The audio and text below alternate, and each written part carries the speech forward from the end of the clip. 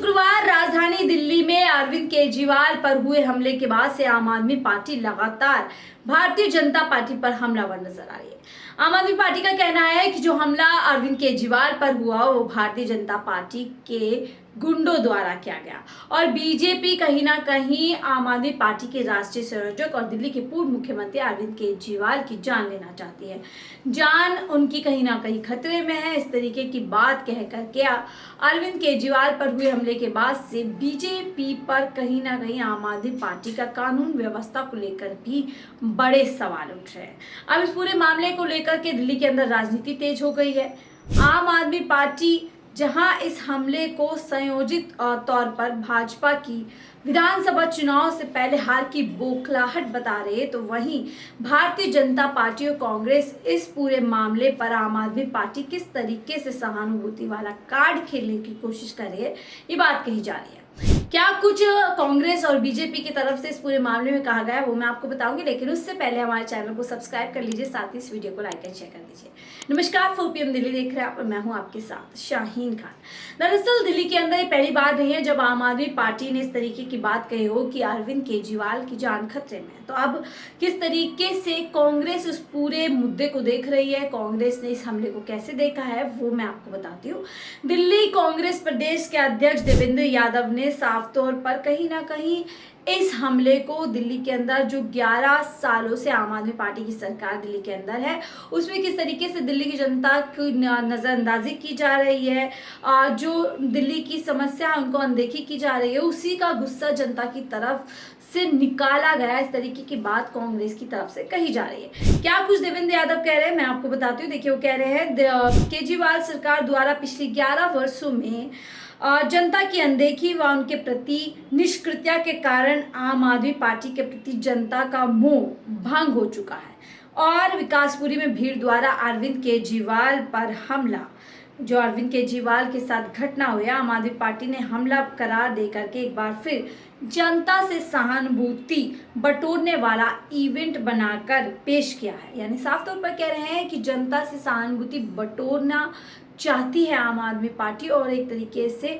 ये एक नाराजगी थी, एक घटना थी जिसको आम आदमी पार्टी ने हमला बता करके पेश किया, एक इवेंट बना दिया।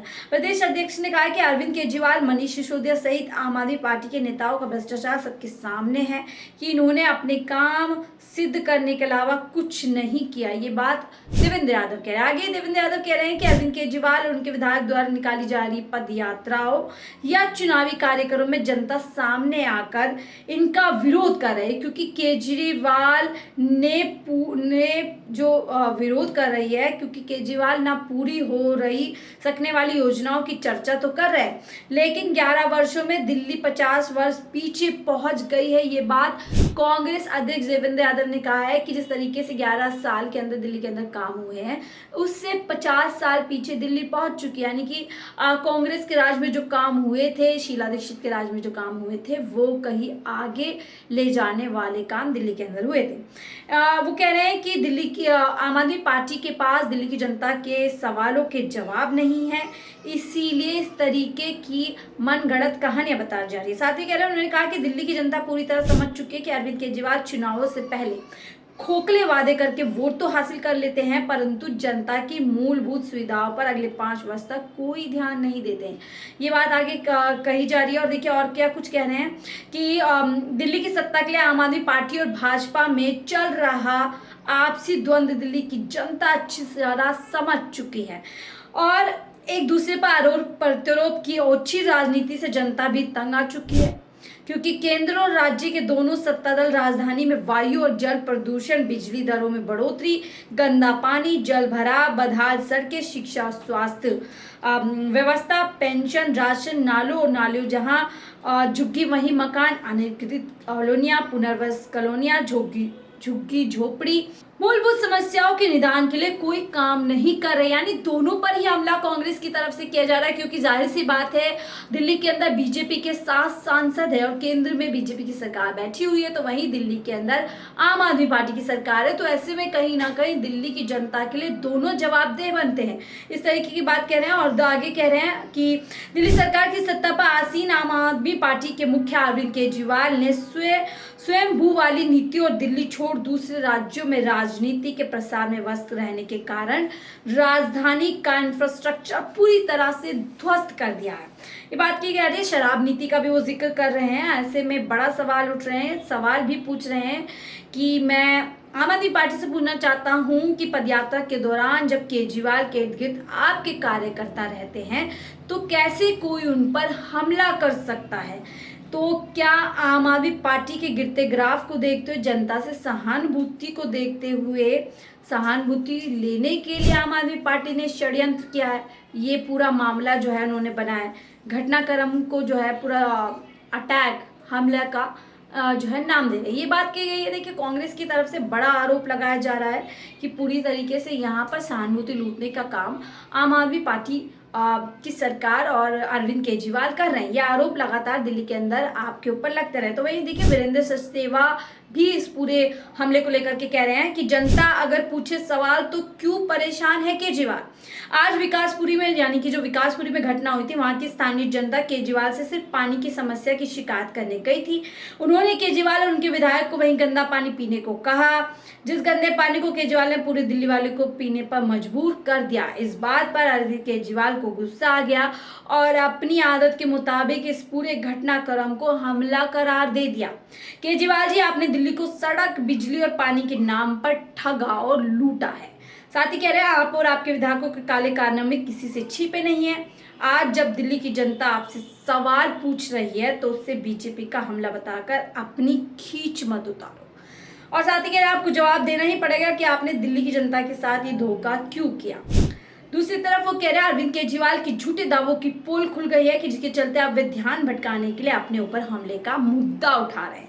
दिल्ली की जनता जानती है कि केजरीवाल सरकार विकास और रखरखाव के कामों में पूरी तरह विफल रही है। केजरीवाल को समझना चाहिए कि उनकी सत्ता के 10 साल बाद हो रहे ये चुनाव नागरिकों की आम आदमी पार्टी सरकार से गहरी नाराजगी को दर्शाते हैं। दिल्ली में कोई अरविंद केजरीवाल की शारीरिक रूप से नुकसान पहुंचाने की इच्छा नहीं रखता। दिल्ली वासी सिर्फ उन्हें शहर की राजनीति से हटाना चाहते हैं। जनता अपने वोट की ताकत से भ्रष्ट केजरीवाल शासन को दिल्ली में खत्म करना चाहती है। बात अरविंद केजरीवाल के लिए वीरेंद्र सचदेवा, जो कि बीजेपी दिल्ली के अध्यक्ष हैं, वो ये कह रहे हैं, अरविंद केजरीवाल पर कहीं कोई हमला नहीं हुआ है, जन विरोध है जो चुनाव प्रचार शुरू होने से धीरे धीरे और बढ़ रहा है। देखिए, आखिरी आम आदमी पार्टी की तरफ से भी इस पूरे मामले पर जवाब दिया गया। वो कह रहे हैं, जो पार्टी चुनाव हार रही होती है तो वो दूसरे पार्टी के नेता पर हमला करवाती है। बीजेपी को केजरीवाल पर हमले की आलोचना करनी चाहिए थी, लेकिन विजेंद्र गुप्ता और वीरेंद्र सचदेवा से सही ठहरा रहे। ये जिन दो बीजेपी के लोगों ने केजरीवाल जी पर हमला करने के बाद नाचे थे, वो बीजेपी की तरफ से पार्षद का चुनाव हार चुके हैं। जनता इन्हें पहले ही नंगा कर चुकी है। यानी आरोप प्रत्यारोप का सिलसिला पूरी तरीके से आम आदमी पार्टी, कांग्रेस और बीजेपी के ऊपर शुरू हो चुका है। लेकिन दोस्तों, यहाँ पर देखिए, बड़ा सवाल ये उठता है कि आखिरकार चुनाव से ठीक पहले इस तरीके की बातें क्यों आ रही हैं। जब दिल्ली के अंदर चुनाव कुछ ही समय दूर रह गए, ऐसे में कहीं ना कहीं दिल्ली की जनता से जुड़े मुद्दों के लिए आम आदमी पार्टी समेत बीजेपी भी पूरी तरीके से जिम्मेदार है। यदि दिल्ली में पॉल्यूशन बढ़ रहा है, जितनी जिम्मेदार आम आदमी पार्टी है, उतनी ही जिम्मेदार केंद्र में बैठी बीजेपी सरकार है और दिल्ली के एलजी भी है कि यह समय रहते हुए इस तरीके की समस्याओं से क्यों मिलजुल करके लड़ा नहीं जा रहा है। क्या दिल्ली की जनता इसी तरीके से जो आम आदमी पार्टी वर्सेस बीजेपी की राजनीति है उसका शिकार होती रहेगी? और कब तक दिल्ली के अंदर इसी तरीके से दिल्ली की जनता को, चाहे वो बीजेपी हो, आम आदमी पार्टी हो, अन्य कोई पार्टी हो, किस तरीके से ऐसे मुद्दों से भटका करके इस तरीके की राजनीति में फंसाते रहेंगे? बहरहाल, आपको क्या लगता है, अरविंद केजरीवाल पर जो हमला हुआ था, क्या वो इवेंट था, क्या वो एक सोची समझी साजिश के तहत पूरा स्टंट कराया गया था? वाकई में जिस तरीके का आरोप आम आदमी पार्टी बीजेपी पर लगा रहे हैं कि बीजेपी आम आदमी पार्टी के राष्ट्रीय संयोजक अरविंद केजरीवाल की जान की पूरी तरीके से कहीं ना कहीं उनकी जान लेना चाहती है। आपकी क्या राय, जरूर हमसे साझा कीजिएगा। फिलहाल के लिए मुझे दीजिए इजाजत। आप देख रहे थे 4PM दिल्ली। नमस्कार।